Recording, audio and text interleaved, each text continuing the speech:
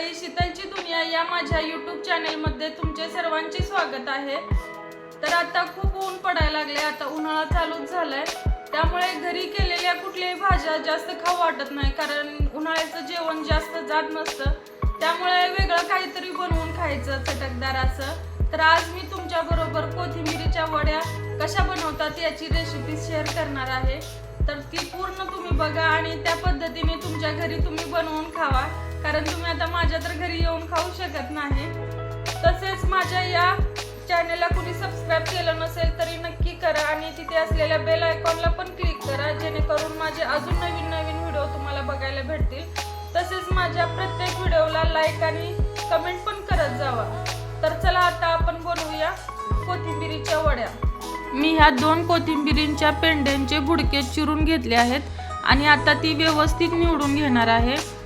अशा पद्धतीने कोवळीच कोथिंबीर शक्यतो घ्यायची आणि आता अशा प्रकारे निवडून झालेली आहे सर्व कोथिंबीर आणि ती आता स्वच्छ धुवून घ्यायची।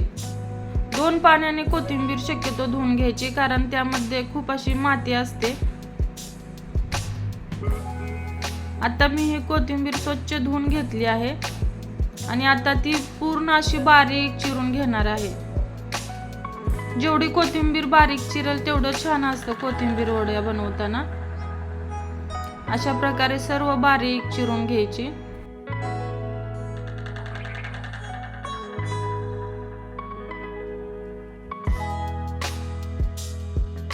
अशा प्रकारे सर्व कोथिंबीर बारीक चिरून घ्यायची आणि ती एका बाउल मध्ये ठेवायची। आणि आता आपण त्यासाठी लागणारे साहित्य पाहूया। थोडंसं खोबरं घेतलं आहे मी, थोडंसं तीळ, 4-5 हिरव्या मिरच्या, थोडासा लसूण आणि थोडीशी हळद आणि थोडेसे जिरे, मीठ आपल्या चवीनुसार आणि बेसन पीठ। हे सर्व साहित्य आता एकत्र आपण मिक्सरवर बारीक करून घ्यायचं।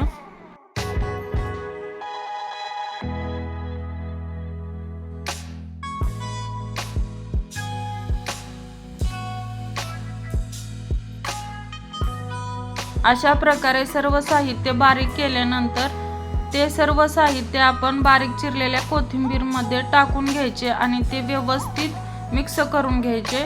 लागलं तर थोडंसं पाणी पण टाकायचं आणि व्यवस्थित मिक्स करून घ्यायचं आणि एक्स्ट्रा बेसन पीठ लागलं तरी आपण वरून टाकून घ्यायचं थोडंसं।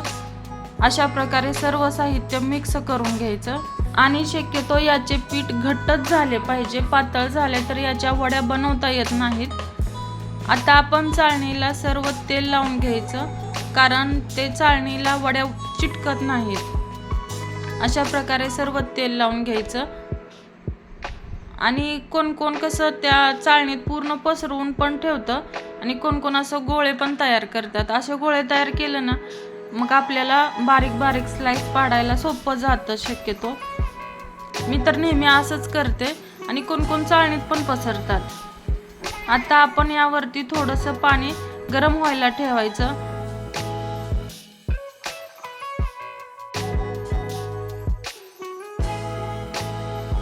आता पाणी गरम झालं आहे, आता त्यावरती ह्या वड्या उकळण्यासाठी ठेवायच्या, पूर्ण झाकायचं त्यावरती। अशा प्रकारे आपल्या वड्या आता उकडून झाल्या आहेत। आता ह्या आपण थंड होण्यासाठी ठेवायच्या। आपल्याला लगेच पाहिजे असलं तर आपण ते फ्रीज मध्ये पण ठेवू शकतो थंड होण्यासाठी। आता अशा प्रकारे ह्या वड्या थंड झाल्या आहेत पूर्ण।